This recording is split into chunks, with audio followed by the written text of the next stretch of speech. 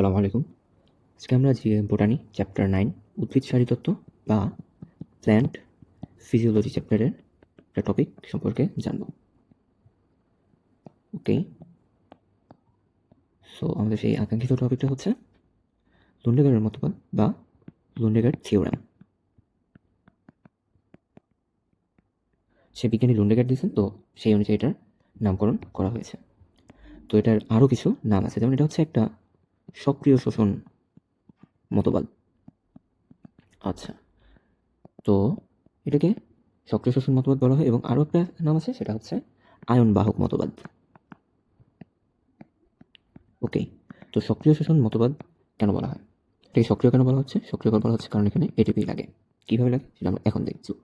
এটা একটা কোষের ভিতরে এবং কোষের বাইরে, পুরোটা কোষের বাইরে। তো কোষের বাইরে অ্যানায়ন আছে 15টা, কোষের ভিতরে অ্যানায়ন আছে 5টা। তো নর্মালি কী হওয়ার কথা, এখানে বেশি আছে, এখানে কম আছে, এখানে ঘনত্ব বেশি, এখানে ঘনত্ব কম। বেশি ঘনত্ব থেকে অ্যানায়ন কম ঘনত্বে যাওয়ার কথা, কিন্তু সক্রিয় শোষণে আমরা অ্যানায়ন যা আছে সেই অ্যানায়নকে কম ঘনত্ব থেকে বেশি ঘনত্বের দিকে নিয়ে আসব। এটাই হচ্ছে সক্রিয় শোষণ মতবাদ, এবং এটাকে এর পাশাপাশি আয়ন বাহক মতবাদ বলা হচ্ছে। তার মানে এখানে আয়নকে কেউ বহন করছে। তো সেই অ্যানায়নকে কে বহন করছে? এখানে অ্যানায়নকে বহন করবে সাইটোক্রোম, এবং আরও স্পেসিফিকভাবে বললে সাইটোক্রোমের Fe3+। তো এর আগে আমাদের আরও একটা জিনিস জেনে নিতে হবে, সেটা হচ্ছে ডিহাইড্রোজিনেশন। ডি মানে হচ্ছে ডিলিট করা, আর হাইড্রোজেনেশন মানে হচ্ছে হাইড্রোজেন, অর্থাৎ আমরা কোনো কেমিক্যাল থেকে হাইড্রোজেনকে ডিলিট করব, এবং এখানে একটা এনজাইম সাহায্য করে। সেই এনজাইমের নাম হচ্ছে ডিহাইড্রোজিনেজ। সেই এনজাইমের নাম ডিহাইড্রোজিনেজ। যেমন ধরা যাক, এখানে আমার কাছে একটা কেমিক্যাল আছে, কেমিক্যাল বক্স।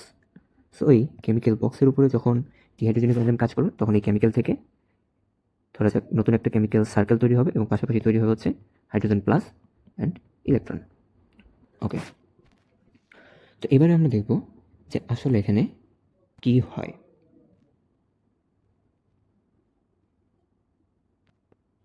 ওকে, তো এটা হচ্ছে আমাদের কোষাভ্যন্তর, অর্থাৎ কোষের ভেতর, এবং এটা হচ্ছে আমাদের কোষ ঝিল্লি, আর একদম বাইরে যেটা সেটা হচ্ছে বহিঃতল। তো কোষের এই যে ভেতরের যে কোষ ঝিল্লির ভেতরে যে অংশটা আছে, এই ভেতরের অংশটাকে আমরা আরও 3 ভাগে ভাগ করব। আচ্ছা, এটা একটু যাই হোক, সমস্যা নেই। তো যেহেতু এই অংশটা কোষাভ্যন্তরের ভেতরের দিকে, কোষাভ্যন্তরের কাছাকাছি আছে, তাই এটাকে আমরা বলবো ভেতরের তল। আর এই তলটা যেহেতু বাইরের দিকে আছে, তাই এটাকে বলা হবে বাইরের তল।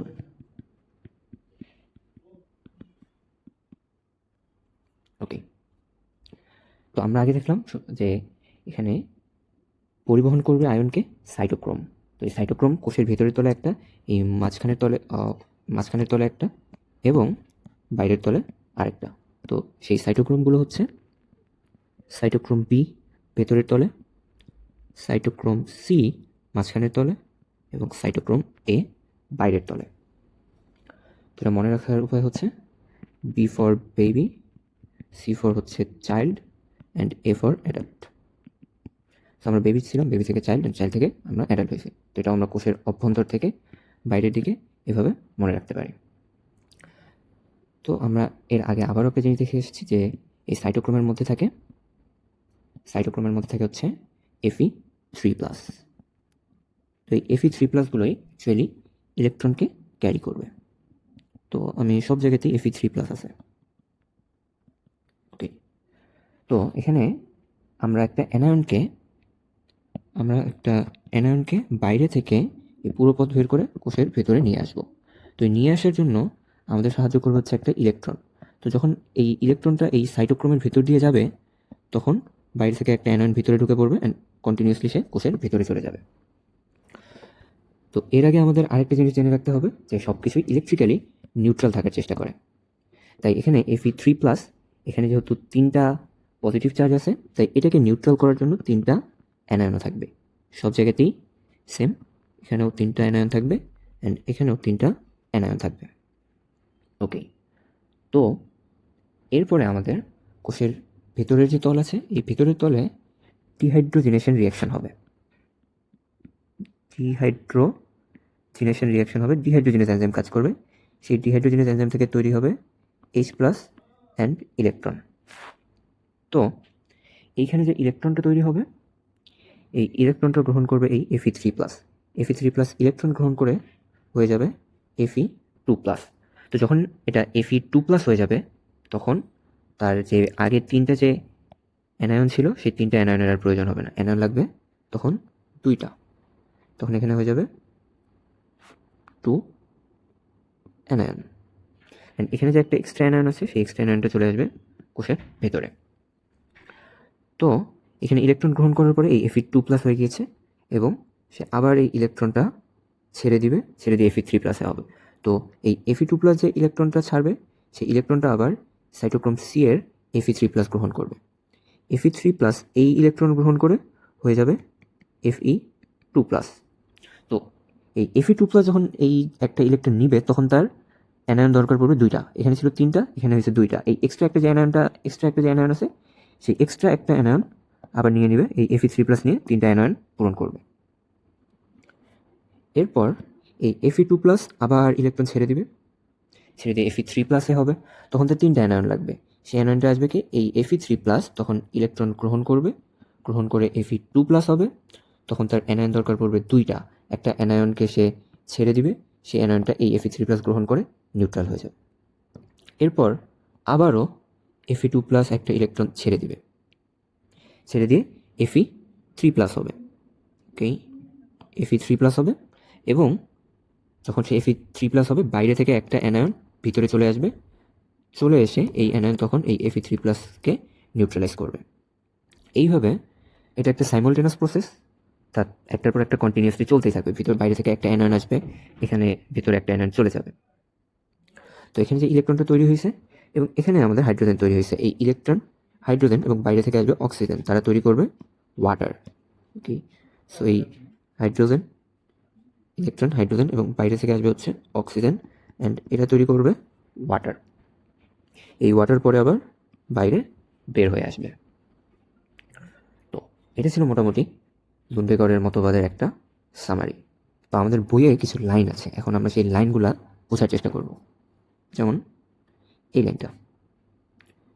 তো এই লাইনে বলা হয়েছে, কোষঝিল্লির বাইরের তলে সাইটোক্রোমের বিজারিত লৌহ ইলেকট্রন হারিয়ে জারিত হয় এবং একটি অ্যানায়ন গঠন করে। তো এটা হচ্ছে সেই বাইরের তল।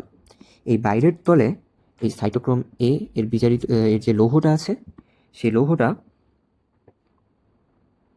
সেই লৌহটা ইলেকট্রন হারিয়ে আবার জারিত হয়ে যায় এবং সে সময় সে একটা অ্যানায়ন গ্রহণ করে।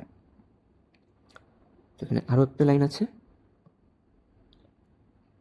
Sorry, same picture. ওকে, সেটা হচ্ছে কোষঝিল্লির ভেতরের তলে, অর্থাৎ এখানে সাইটোক্রোমের জারিত লৌহ ডিহাইড্রোজেনাস বিক্রিয়া হতে ইলেকট্রন গ্রহণ করে বিজারিত হয়। তো এই ডিহাইড্রোজেনাস বিক্রিয়া, এখান থেকে ইলেকট্রন হয়েছে, এই ইলেকট্রনটা এই সাইটোক্রোমের জারিত লৌহ, এই ইলেকট্রনটা গ্রহণ করে সে হয়ে গিয়েছে বিজারিত। কোষঝিল্লির বাইরের তলে সাইটোক্রোমের জারিত লৌহ দিয়ে অ্যানায়ন গ্রহণ করে তা বিক্রিয়া শেষে ভেতরে মুক্ত করে দেয়। এখানে একটা জিনিস মিস করে আমি গেছি, সেটা হচ্ছে যে যখন একটা অ্যানায়ন ভিতরে চলে আসবে, তখন এখানে অ্যানায়নের পরিমাণ বাড়বে। তো আমি এর আগেই বলেছি, সব কিছু ইলেকট্রিক্যালি নিউট্রাল থাকতে চাই, তাই এই সুযোগে বাইরে থেকে একটা অ্যানায়ন এই পুরো পথ অতিক্রম করে কোষের ভিতরে চলে এসে এই অ্যানায়নকে নিউট্রাল করে দিবে। তো এভাবেই ক্যাটায়ন নিষ্ক্রিয়ভাবে বহিস্থ দ্রবণ থেকে কোষাভ্যন্তরে প্রবেশ করে। তাহলে এখান থেকে আমরা একটা জিনিস দেখব যে সক্রিয়ভাবে প্রবেশ করছে কে? অ্যানায়ন, এবং নিষ্ক্রিয়ভাবে প্রবেশ করছে কে? Obviously cation. আমাদের এখান থেকে আরও একটা জিনিস জেনে রাখতে হবে, সেটা হচ্ছে ডিহাইড্রোজেনাস রিয়াকশন হয় কোথায়? ভেতরের তলে। পানি তৈরি হয় কোথায়? বাইরের তলে। So that's also today. আসসালামু আলাইকুম।